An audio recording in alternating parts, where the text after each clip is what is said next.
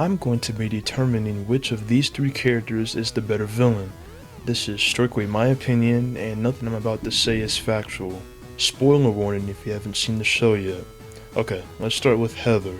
By her first scene, you can kind of get an idea of what kind of person Heather is. She is the very privileged but spoiled kind of character. Episode 1, she already shows off her nasty side by arguing with Lashana. Now her go-to is to form alliances. She did this with Lindsay and Beth in Island, and with Alejandro in World Tour and All-Stars. How Heather deals with people outside of challenges is with a lot of threatening and causing pretty severe harm to others. Like in World Tour, she pretty much toys with Gwen and Courtney's rivalry after the infamous kiss scene. Hey, we vote out Gwen next. Agreed? I want to guarantee that Pasty McJerkface goes home first, okay? Sure, if you give me a guarantee you won't vote me off instead. Of course my fingers were crossed. Anyway, Cody and I were talking about voting out Courtney next, and I'm in. Good talk. So? Definitely. We're talking about the same thing, right? Yes. Voting off Gwen. Definitely. Just checking. It's been a tough day for many. She threatened Lindsay a lot in Island for flirting with Tyler. She kissed Trent, which got him eliminated. I think you're really talented.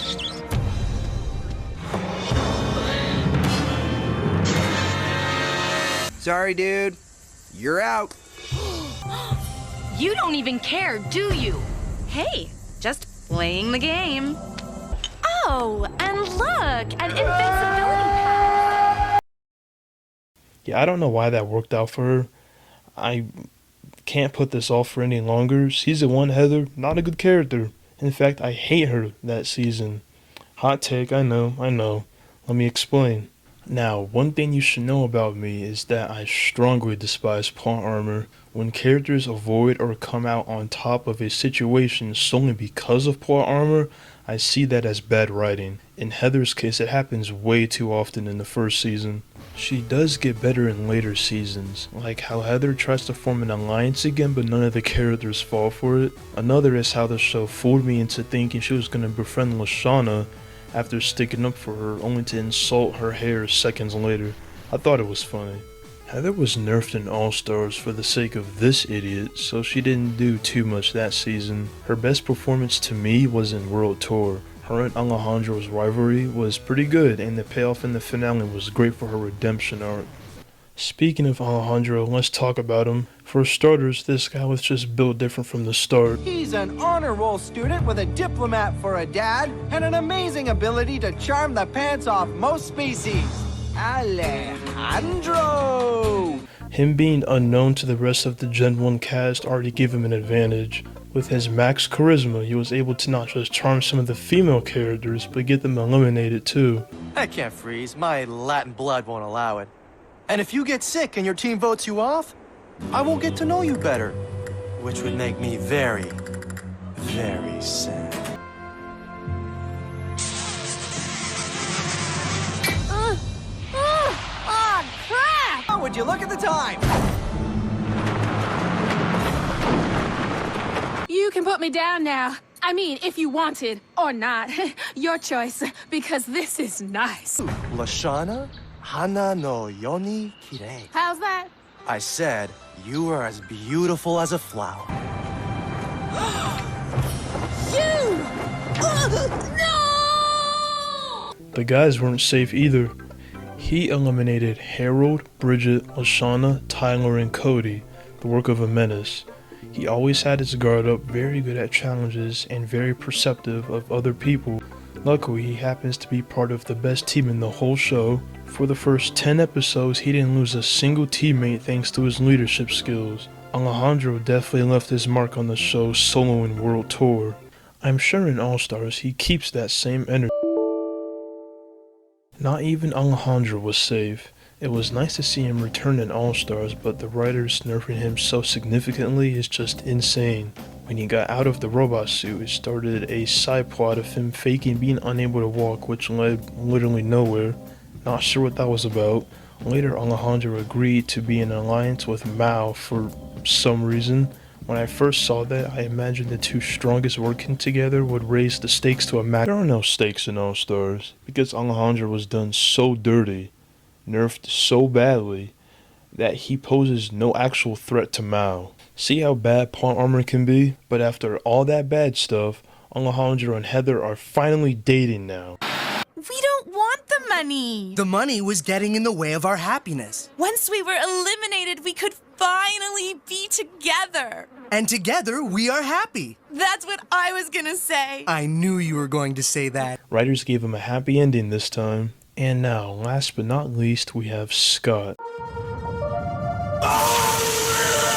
Out of all the villains in this show, he is definitely the funniest, never a dull moment with him. Besides Scott eliminating Dawn, I don't have any issues with his performance in Revenge of the Island. Let's be real, he did very well for having such a baffling yet funny plan. I'll let him explain it. It's all part of my strategy. Let my team lose so the maggots develop a false sense of security before I pick them off. Yeah, it doesn't take more than 5 seconds to realize that his plan only dooms himself. It would get to a point where his team will always lose no matter what they do. His beef with Mike, Zoe, and Cameron is also pretty solid. I do wonder what Scott's reaction would have been to Warrior Zoe after saying she isn't a powerhouse. Just a fun thought. Oh, and quick question for you guys. What do you think of Scott, Brick, and Lightning as a trio? For we are a team of men. To Team Men. Team men! Together, I think they're pretty underrated. A funny strategist, a guy with military training, and an athletic jock is a force to be reckoned with. Now, his performance in All Stars was solid if honest. It was cool to see Scott and Alejandro on the same team and all as well. I just wish they interacted with each other more. Now, I wouldn't say Scott was nerfed because he made it pretty far. Farther than Alejandro and Heather did. Although he wasn't scheming like he did in Revenge, which I'm okay with, he was still entertaining and funny. I'll do it. Back home, we have a special way to cross these bridges.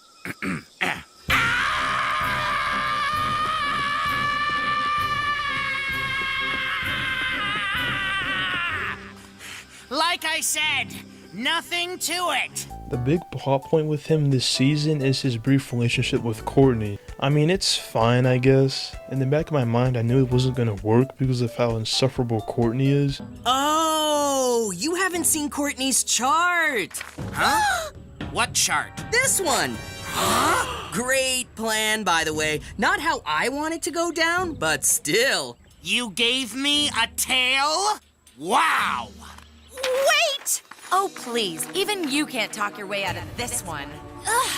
Sensitive much? Are you retarded?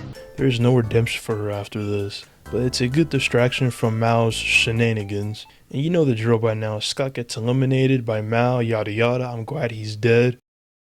I believe that covers everything for Scott. Time for the big question. Who do I think is better between the villainous Heather, the cunning Alejandro, and the devious Scott?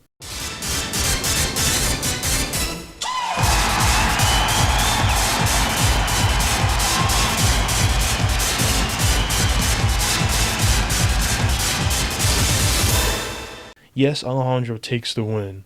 Everything about him in World Tour is just unmatched. The writers will have to try their absolute hardest to make a new character as good as him. I had fun making this video, talking about a show I'm extremely passionate about. Go follow my Twitter. Since I make videos now, I actually have a reason to post there now. Link will be in the description. Shout out to Captain Edward Teague for allowing me to use her Izzy art. Very much appreciated. Check out her DeviantArt page. She draws characters from various cartoons. The art is very good. Follow her Twitter too. Both will be in the description as well. If you know any other Total Drama enthusiasts, share this video with them. I'd be happy to conversate with anyone about the show. Thank you for watching.